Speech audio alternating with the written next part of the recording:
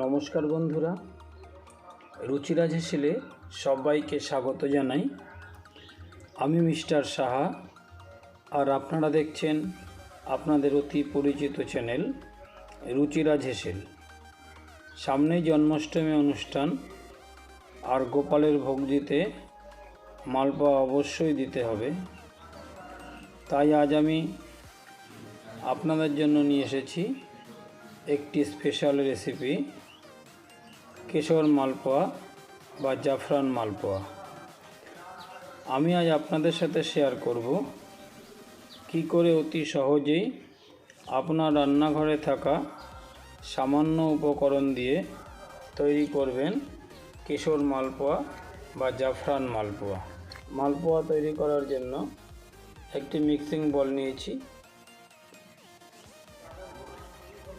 তাতে দেবো মেজারমেন্ট কাপের 2 কাপ ময়দা আগেই চেলে পরিষ্কার করে রেখেছি।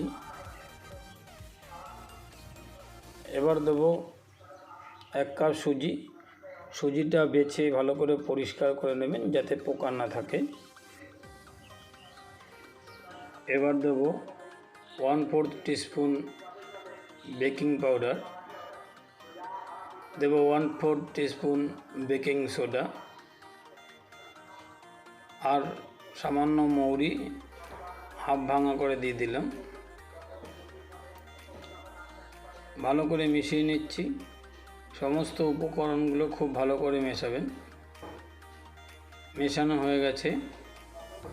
এবার মেজারমেন্ট কাপের 1.5 কাপ উষ্ণ গরম জল দেবো। সুজি ব্যবহার করেছি তাই উষ্ণ গরম জল ব্যবহার করছি। আপনি উষ্ণ গরম দুধও ব্যবহার করতে পারেন। জলটা দিয়ে এবার ভালো করে সমস্ত উপকরণ মেখে একটি গোলা তৈরি করব। আর একটু জল লাগবে। জলটা খুব আস্তে আস্তে দেবেন, বেশি পাতলা অথবা যাতে বেশি মোটা না থাকে। এইভাবে ভালো করে সমস্ত উপকরণ মিশিয়ে নিচ্ছি। বেকিং সোডা আর বেকিং পাউডার দেওয়া আছে, তাই গোলাটা একটু ভালো করে ফেটিয়ে নেবেন, তাহলে মালপোয়াটা খুব ভালো হবে। এবার একটি ঢাকনা দিয়ে 30 মিনিটের জন্য ঢেকে রাখছি। 30 মিনিট বাদে ফিরে আসলাম। এবার এতে দিয়ে দেবো জাফরান অর্থাৎ কেশর। সামান্য কেশর দিয়ে দিলাম। আপনি কেশর রস করার সময়ও ব্যবহার করতে পারেন। এবার দিয়ে দিচ্ছি 3 টেবিল চামচ কাজু আর কিশমিশ কুচিয়ে রেখেছিলাম। কাজু আর কিশমিশ দিয়ে দিলাম। এই ফাঁকে ওভেনে একটি পাত্র বসিয়ে তাতে 3 কাপ চিনি আর 3 কাপ জল দিয়ে হাই ফ্লেমে ফুটিয়ে একটি রস তৈরি করে নিয়েছি। ভালো করে কাজু কিশমিশের সাথে গোলাটা মিশিয়ে নিচ্ছি। ভালো করে মেশাবেন। আপনি আর একটু হালকা জল অথবা দুধ ব্যবহার করে সামান্য পাতলা করে নিতে পারেন, তবে খুব বেশি পাতলা করবেন না। ওভেনে একটি কড়াই বসিয়ে তাতে তেল গরম করে নিয়েছি। এবার মালপোয়া ভেজে নেব। গরম তেলে গোলা কিছুটা অংশ দিয়ে দিলাম। আপনি মালপোয়া কেমন সাইজের করবেন সে বুঝে গোলা কম বেশি করে দেবেন। দেখুন কিছুক্ষণের মধ্যেই মালপোয়া ফুলে উঠেছে। এইভাবে একটা অথবা দুটো করে মালপোয়া আস্তে আস্তে ভেজে নেবে লালচে করে। দেখুন মালপোয়া লালচে হয়ে গেছে।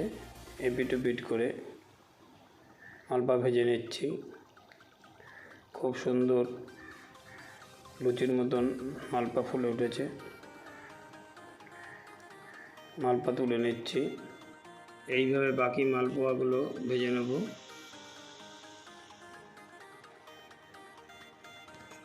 তেলে কখনোই একবারে দুটোর বেশি মালপোয়া দেবেন না, তাহলে মালপোয়া ভালো ভাজা হবে না। এইভাবে সমস্ত মালপোয়া ভেজে ধরে চুবিয়ে রেখেছি 1 ঘন্টার জন্য। তারপর একটি সার্ভিস প্লেটে মালপোয়া তুলে নিলাম।